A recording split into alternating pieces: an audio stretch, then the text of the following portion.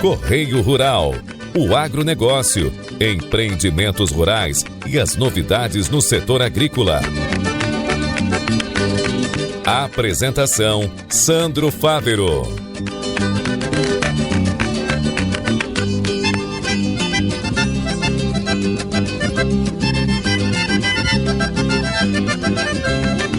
Olá, muito bom dia, caro guaibeiro. Estamos abrindo mais uma edição do Guaíba Correio Rural. Hoje é terça-feira, 3 de junho de 2025, aniversário dos municípios gaúchos de Campo Novo, Chapada, Colorado e São Luís Gonzaga. Nosso programa tem um oferecimento do Senar RS, força para o agro, força para movimentar toda a sociedade, e Banrisul. Crédito consignado CLT é no Banrisul. O Guaíba Correio Rural tem Jorge Brum na mesa de áudio, as gravações e edições de Cleiton Lopes e Rafael Baldez, a coordenação de central de Guilherme Silveira, gerência de jornalismo e esportes de Rafael Sequim, direção-geral de Claudinei Girotti, edição e apresentação de Sandro Fávero.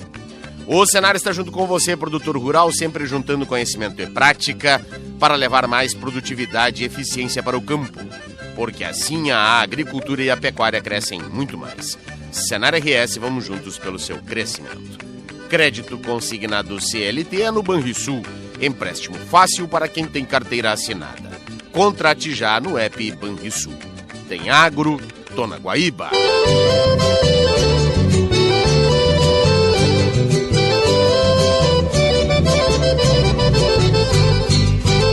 O primeiro assunto do programa de hoje trata de comércio exterior. O Ministério da Agricultura anunciou a abertura de mercado agropecuário para mais 6 países. Nas Bahamas, as autoridades locais aprovaram o certificado sanitário para que o Brasil exporte carne bovina, suína, de aves e seus produtos. Já em Camarões, foram chanceladas as compras de bois vivos para reprodução e material genético. De acordo com o Ministério, o objetivo é que o acordo permita o fortalecimento da pecuária local, além de oferecer aos produtores brasileiros oportunidades futuras para ampliação de negócios na África. Para a Coreia do Sul, foi autorizado o embarque de material genético avícola, ovos férteis e pintos de um dia. Na Costa Rica, as autoridades locais autorizaram as exportações brasileiras de grãos secos de destilaria. Trata-se de um subproduto do etanol de milho que constitui fonte valiosa de proteína para alimentação animal. Para o Japão, o Brasil passará a exportar óleo de peixe e para o Peru, aqui na América do Sul, filé de tilápia refrigerado ou congelado. E agora um alerta aos produtores rurais que comercializam a produção pelo WhatsApp. O aplicativo não substitui a instrumentalização de contrato formal. Muito utilizado não só como entretenimento, mas também como canal de vendas, o WhatsApp deve ser usado com cautela pelos produtores rurais. O alerta é da HBS Advogados, frente à proximidade do final da safra de verão, quando muitos produtores rurais precisam vender parte de sua produção para custear a colheita, pagar os arrendamentos e outras despesas inerentes à atividade. Não só o WhatsApp, como outros aplicativos de mensagem, viram alternativas para negociações devido à dinâmica que a atividade rural tomou nos últimos tempos. O advogado Roberto Bastos Guidino, da HBS Advogados, pondera que, apesar da importância do período de comercialização da tão esperada produção, é preciso que os produtores tomem efetiva cautela que o momento carece. Nesse sentido, é importante destacar aos produtores rurais que tomem a devida prudência ao comercializarem a sua produção, não abrindo mão da instrumentalização do efetivo contrato definitivo válido do produto comercializado, com os termos, prazos e forma de pagamento, ainda que as tratativas de negociação tenham sido formalizadas por meio da troca de mensagens por meio, como por exemplo, do WhatsApp. Guidino diz ainda que a medida busca mitigar eventuais problemas futuros no que se refere ao não pagamento e à entrega do produto comercializado. Da agência AgroEffective, Ieda Risco. Muito obrigado, Ieda, e assim concluímos este primeiro bloco do programa em nome do Senar RS, força para o agro, força para movimentar toda a sociedade, e Banrisul. Crédito consignado CLT é no Banrisul. A gente vai para o intervalo e volta em seguida para falar de vitivinicultura aqui no programa.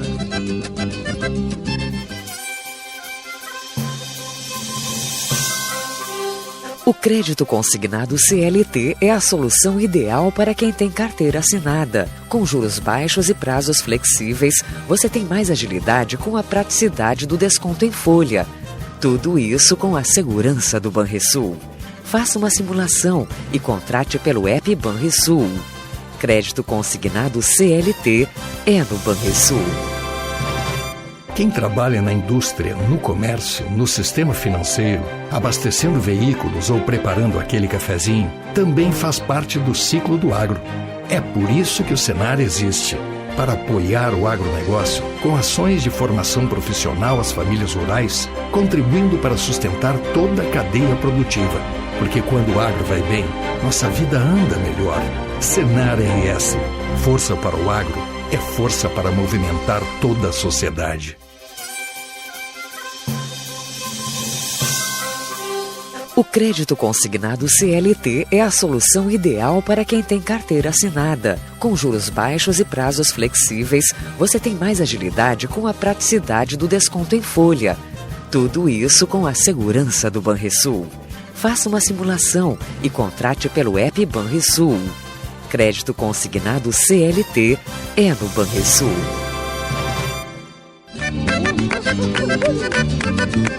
Estamos apresentando Guaíba Correio Rural.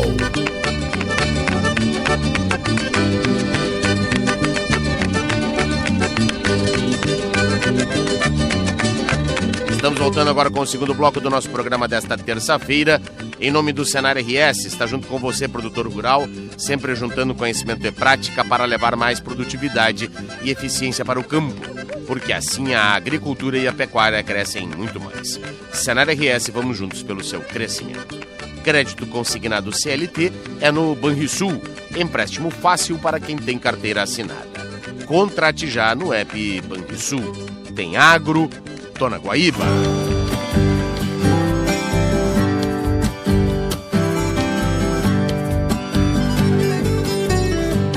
Bem, no Guaíba Correio Rural da manhã de hoje, o assunto a partir de agora é vitivinicultura, pois o Concevites, o Instituto de Gestão, Planejamento e Desenvolvimento da Vitivinicultura do Estado do Rio Grande do Sul, promoveu uma pesquisa, juntamente com o Instituto MDA, para saber mais detalhes das características do cenário atual do consumo do vinho aqui no Brasil. Nós lembramos que no último domingo, aí, no dia 1º, a gente teve a celebração do Dia do Vinho Brasileiro e essa pesquisa traz novidades, aí, algumas mudanças no cenário.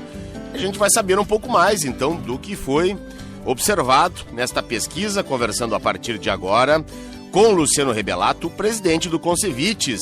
Caro Rebelato, seja bem-vindo mais uma vez aqui à programação da Rádio Guaíba na manhã de hoje. Bom dia, meu caro. Bom dia, é um cumprimento todo especial a todos que nos ouvem e é uma satisfação sempre estar aqui participando do programa e colocando ao nosso público informações sobre o setor vitivinícola. Perfeito.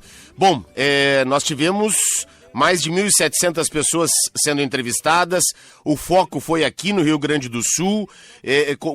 Como é que se deu essa parceria com o Instituto MDA? Os objetivos, enfim, desta pesquisa, por favor. Antes até de a gente entrar nos dados. Isso. O setor, ele sempre tem essa busca por informações sobre os consumidores, né? Quem e o que o consumidor está preferindo e qual que é o nosso foco, o foco da venda, né? Sempre se fala muito em produzir o que o nosso consumidor está buscando, né? Então, o foco dessa pesquisa é exatamente esse, né? E é uma pesquisa que foi contratada em parceria com o Sebrae, né? E nos traz aqui algumas novidades, algumas coisas bem interessantes, alguns dados que já imaginávamos, né? Mas agora, com esses 1.700 pesquisados, temos então certeza do que estamos projetando para o nosso futuro. Certo. Esses pesquisados foram aqui no estado ou também de outros lugares? Não.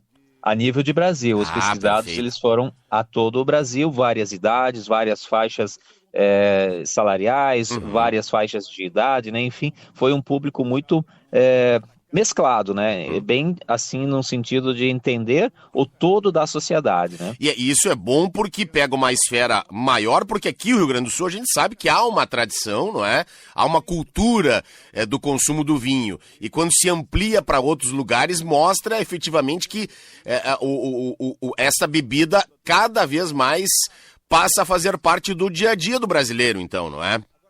Isso, exatamente. Foi por esse motivo que se buscou todos os estados do Brasil para que todos tenham uma opinião ali dentro desse trabalho e que essa pesquisa chegue a nós como setor com dados bem precisos de como está o gosto do nosso consumidor final, né? Perfeito.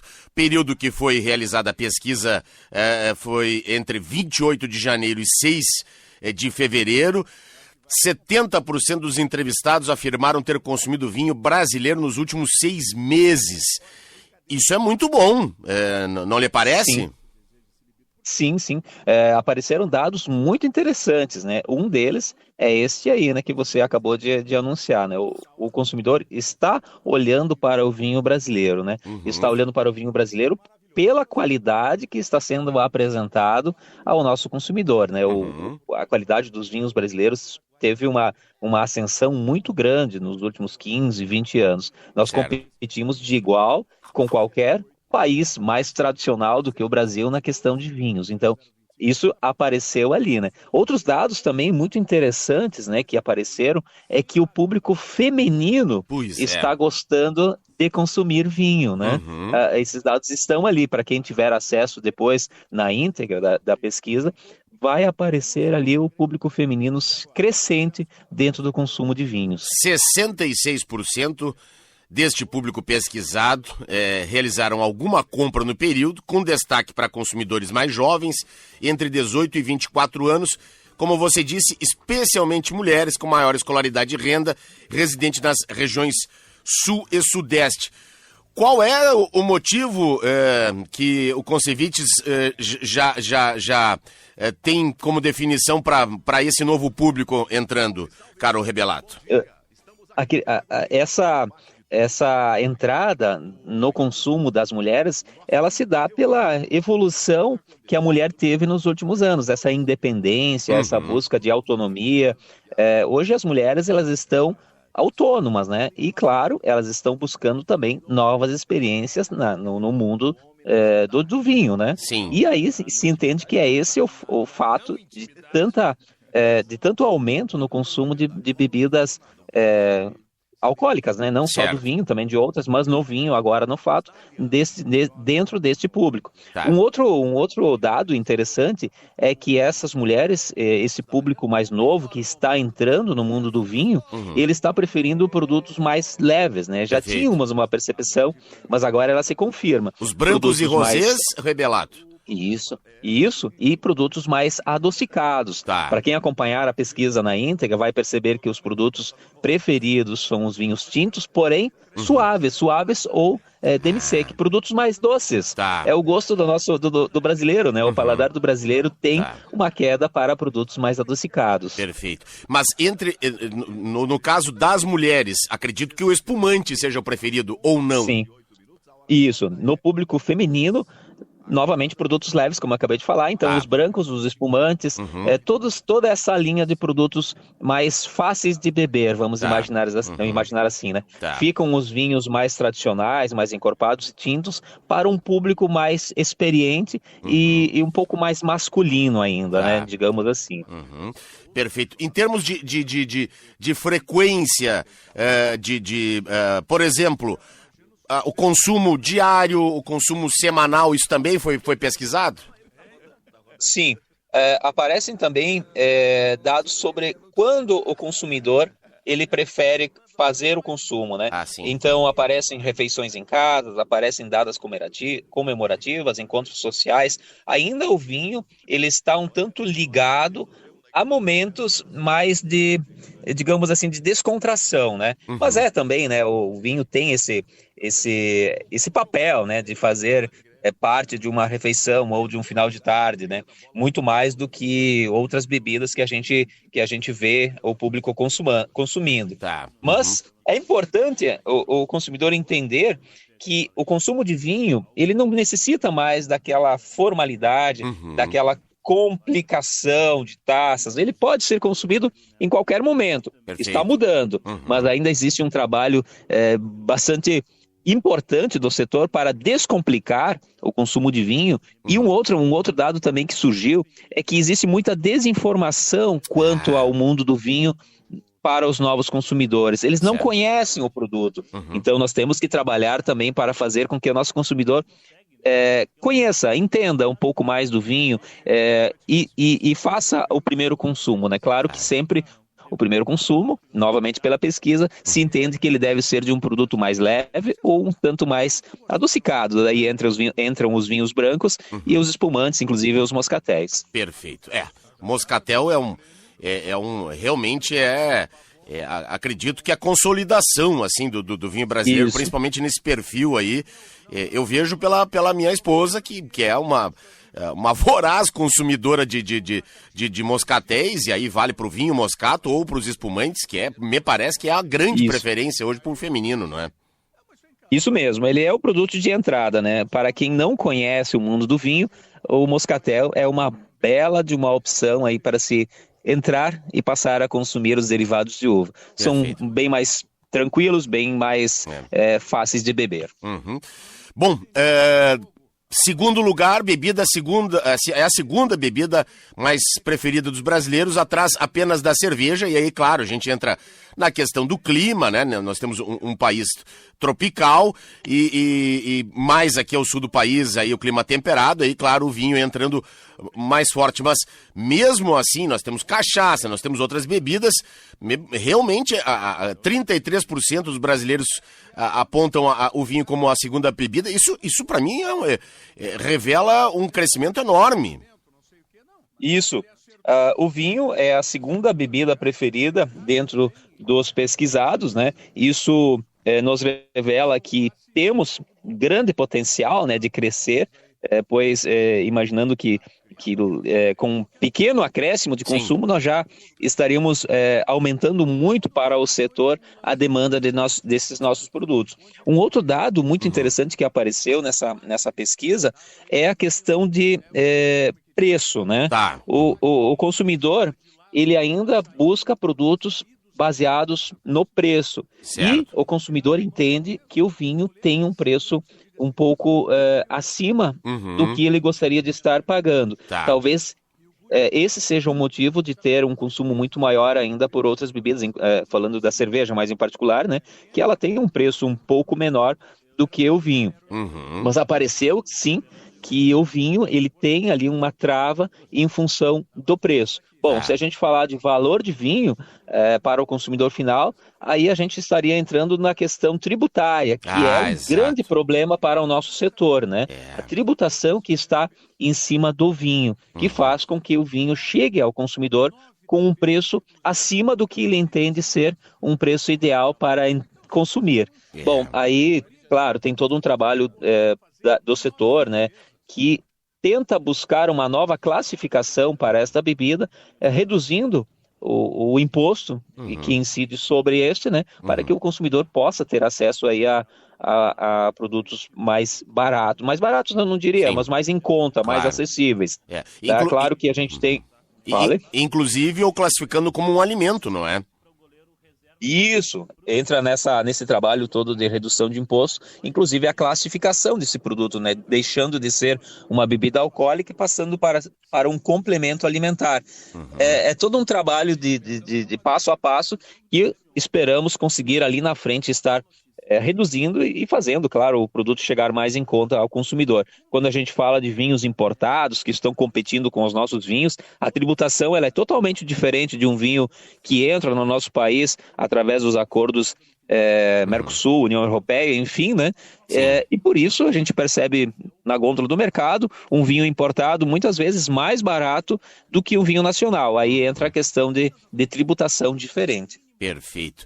Principais canais de compra, caro Rebelato, nós temos ultimamente as compras online, isso em todos os setores crescido muito. Ainda temos essa escolha nos supermercados, nas gôndolas como preferência, ou as lojas online também têm aumentado a procura? A gente percebeu um crescimento das vendas online, né, as vendas diretas. Temos muitas empresas que são especializadas na venda online de vinhos, mas o supermercado ele apareceu ainda como a principal opção na compra de vinho. Tá. Aí é aquela situação momentânea, né? Hoje à noite nós teremos um evento, vamos ter um jantar com amigos, e aí a pessoa ela vai ao supermercado e compra no imediatismo essa garrafa de vinho, né? Tá. Então a gente entende que esse é o formato ainda do consumo de vinho brasileiro, né? Ainda tem aquela situação muito do inexperiente, do jovem, do improviso, não seria a palavra, mas do imediatismo. Tá, perfeito, claro, e é o perfil, né? Nós temos então o jovem e a mulher entrando com força no mercado, e aí nós temos essa procura mais imediata, mas também temos a procura nos empórios, né, especializados, e as lojas online. A questão da procura online me parece que também foi muito a partir do período da pandemia, não é, Rebelato? Isso, cresceu muito durante a pandemia pela facilidade da entrega do produto, né? Nós tivemos aí um período em que se dizia muito, fique em casa, né? Receba os produtos em casa, evite a contaminação. E esse momento, algumas formas de comércio, de comercialização cresceram muito, né? E uma delas foi a venda de vinho nesse formato online. A gente percebe também outros hábitos, né, que mudaram durante a pandemia, que vem aparecendo por aí, como as formas de receber alimentos em casa. Hoje a gente já não é mais só alimento, a gente tem qualquer produto que pode ser recebido em casa. Acredito que essa mudança de formato de consumo, ela também atingiu o vinho, sim. Perfeito.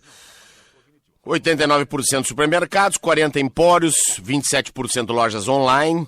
Os fatores decisivos na compra, o preço, como a gente acabou de falar aqui, a facilidade de acesso, a variedade de opções, ainda recomendações de amigos e familiares, e aqui vejo bastante, aqui 40% dos entrevistados, e origem do produto. Ainda são levados em consideração preço e tipo de uva, né, atributos mais valorizados. Aquilo que o Rebelato também falou lá, o vinho tinto continua sendo o vinho preferido, 80%, seguido pelo branco e o rosé. E o suave aí, olha como é grande essa procura, 63% dos entrevistados, mais consumido por mulheres jovens, o seco vem depois e por homens, com maior renda e escolaridade.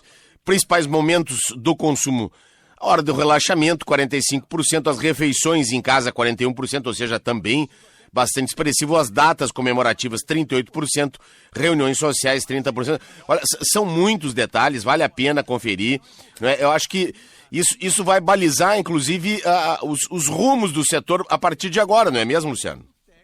Com certeza, não tenha dúvida que vai se utilizar dessa ferramenta, dessas informações, para se produzir o que o consumidor quer, né? Até o setor, em alguns momentos mais descontraídos, comenta: nós precisamos produzir o vinho que o consumidor está buscando, não o vinho que eu, como proprietário da vinícola, gosto de beber. É o que o consumidor quer beber. E as mudanças estão acontecendo, e nós precisamos, como setor, acompanhando. Está mudando. O consumo, o paladar, o gosto, as preferências estão mudando, e se a gente não acompanhar, a gente perde espaço e outros produtos vão estar substituindo o vinho, né? Claro, mas a gente tem visto esse movimento, né, das vinícolas, né, com rótulos, até na forma de apresentar os rótulos nas suas campanhas publicitárias. Me parece que há já esse ponto de vista já das vinícolas, não é? Sim, muitas vinícolas fazem trabalhos individuais também e já entendem, já perceberam essa mudança do perfil do consumidor e já estão se adaptando. Inclusive, quando a gente fala que a preferência é do moscatel, o moscatel já é um produto adocicado e já tem esse foco como o público de entrada e como o público feminino. Então, nós já estamos caminhando. Esses dados, eles vêm, nos auxiliam, eles nos ajudam e dão a certeza da tomada de decisão no que as vinícolas já estão focadas em fazer. Existe um público tradicional que gosta do produto daquele mesmo formato, né, que nós temos já de muitos anos, mas tem que olhar, né, a vinícola precisa olhar, o setor precisa olhar para esse novo consumidor.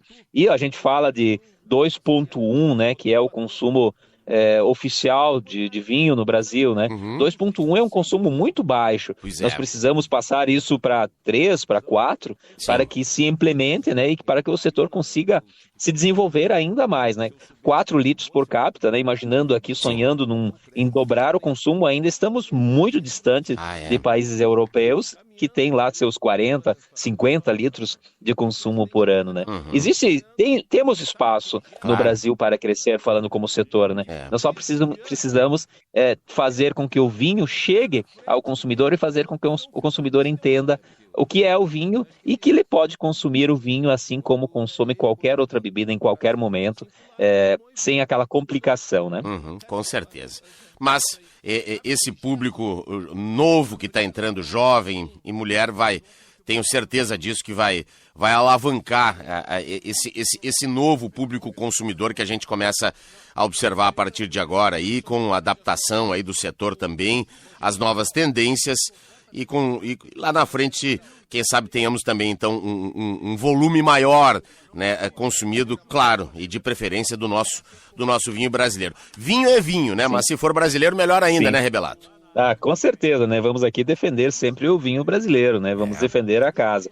Mas falando de dados de consumo, só para finalizar aqui, né? Nós temos dados também que acompanhamos a movimentação do consumo atual, né? Dos últimos 3, 4 meses. E a gente percebe uma crescente exatamente no que apontou a pesquisa, né?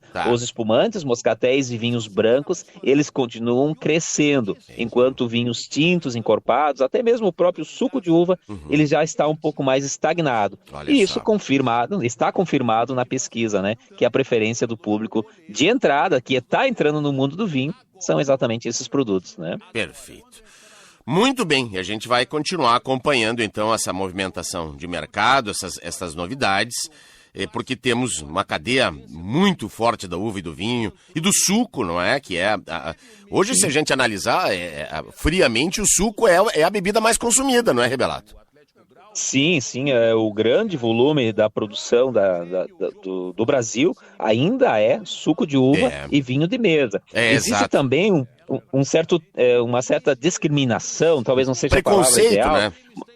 Mas existe uma separação entre o vinho de mesa e o vinho fino, né? Muito se trabalha para fazer com que o vinho seja vinho, indiferente de qual que é a origem da variedade. Claro. Os vinhos de mesa, eles têm essa denominação, pois são elaborados com vinhos com uvas americanas, né? E diferentemente dos vinhos viníferos, que são as variedades europeias. Sim. Mas pro entendimento nosso da cadeia, vinho é vinho, né? Então você tem que trabalhar a marca vinho, indiferente, né? Se ele tem mais valor agregado ou é um vinho mais simples. E outra situação muito importante que o setor está entendendo, né? Vinho bom é o vinho que o nosso consumidor gostou de beber e volta para comprar mais um. Esse é o vinho bom. A gente não tem que fazer com que o consumidor goste de um vinho que não é do seu paladar. Perfeito. Vinho bom, finalizando aqui, vinho bom é o vinho que você gosta, que você gostou e que você vai voltar para comprar mais um. Excelente.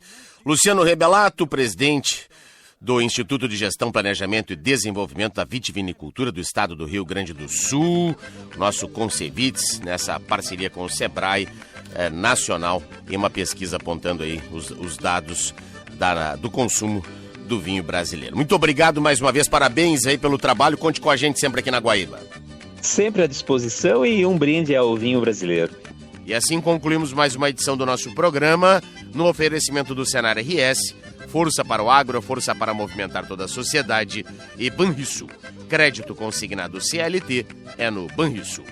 Para você que perdeu alguma parte desta edição ou quer acompanhar novamente, acesse o nosso canal da Rádio Guaíba no Spotify, que em seguida o programa já estará disponível. A gente fica aqui e se reencontra nesta quarta-feira, às 5h30. Até lá e um forte abraço. Você ouviu Guaíba Correio Rural.